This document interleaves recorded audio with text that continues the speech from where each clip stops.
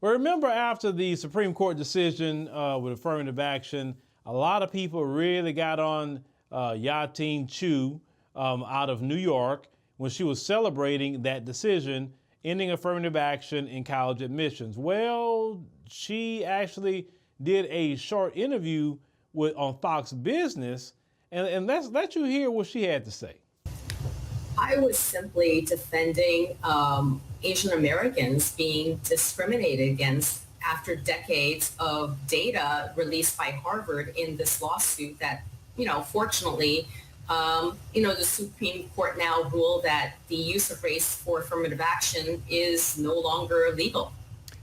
How shocking was it that with all the fallout from this, that some people were grouping Asians in with white supremacists? I read it twice. I couldn't believe it. What was your reaction?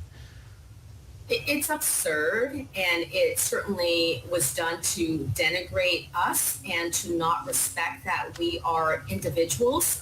We are a completely different race, ethnicity, coming from dozens of nationalities. No one I know who is Asian wants to be white. And I think it's just a falsehood that keeps getting perpetuated really by the progressives. Yatin, listen, why are you so surprised that people actually picked up on your tweet? You got out there, teamed up with Edward Blum, who's been fighting forever to unravel things like black people have fought for in this country, like the Voting Rights Act. He got involved with that too, to gut the Voting Rights Act, something that black people fought and died for, right? We can debate the Voting Rights Act, but that's something that my ancestors did fight for. Then you talk about college admissions, and then once they actually started to do the research, all these colleges were allowing more Asians on these colleges than black folk. Matter of fact, they was overwhelmingly more Asian, a lot of these colleges.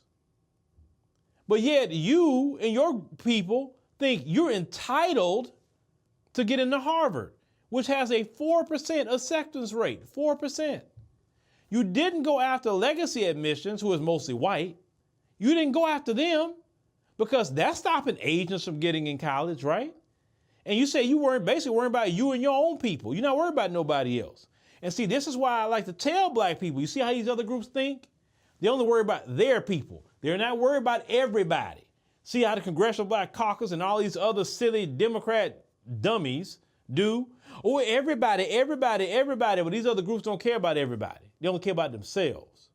And they will hurt you and anybody. Well, that's focused on us. They will hurt black folk to get what they want.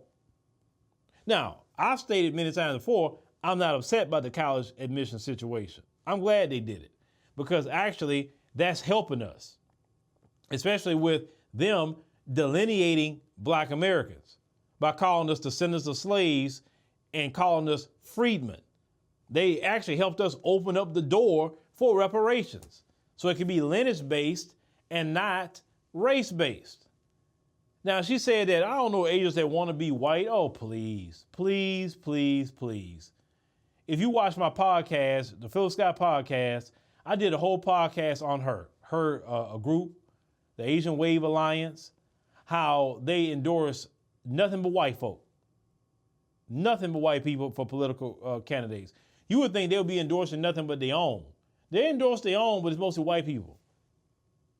And we know in the system of white supremacy, it's white, then Asian. They right there at number 2. We all know that. When you see the white supremacists defending somebody like that, like how they defend Asians, you say, wait a minute, what's up with that? You would think in your mind, what's up with it?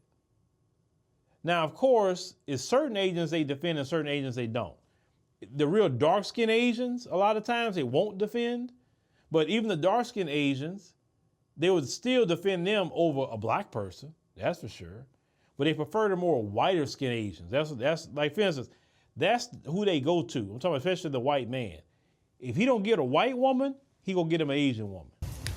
I was simply defending Asian Americans being discriminated against after decades of data released by Harvard in this lawsuit that, fortunately, The Supreme Court now ruled that the use of race for affirmative action is no longer legal. How shocking was it that with all the fallout from this, that some people were grouping Asians in with white supremacists? I read it twice. I couldn't believe it. What was your reaction? It's absurd, and it certainly was done to denigrate us and to not respect that we are individuals. We are a completely different race, ethnicity, coming from dozens of nationalities. No one I know who is Asian wants to be white, and I think it's just a falsehood that keeps getting perpetuated, really by the progressives. So that's why he defends the Asians so much and makes sure they get this preferential treatment over black folk. And that's why a lot of them are coming in here.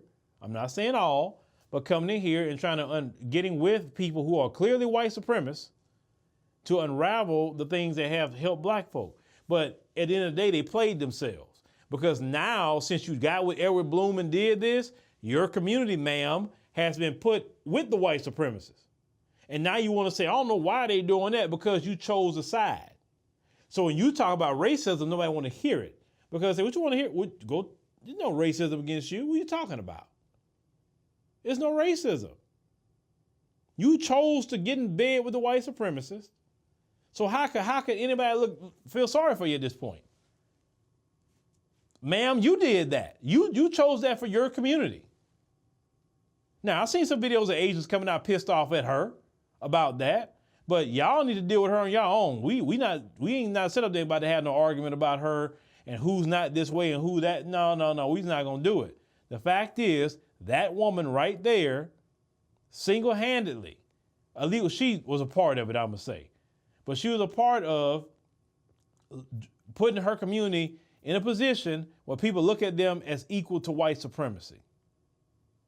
That alone, to me, is worse than anything that they could say or whatever. You don't want that label, because trust me, when the real white supremacists turn on Asians and you look at the research, how they the one was attacking Asians more than any other group with the hate crimes, it was them. But they quiet about that. But the one or two brothers that did something, oh my God, they're attacking Asians. And then when they got that bill signed by the Democrats, nobody talking about people attacking Asians no more. That's why I like, man, forget the Democrats. Shoot, you give everybody else something, but not the black community that voted for you, please. But yeah, ma'am, this is what you wanted. You want to be chummy with the white supremacists? Have fun with that.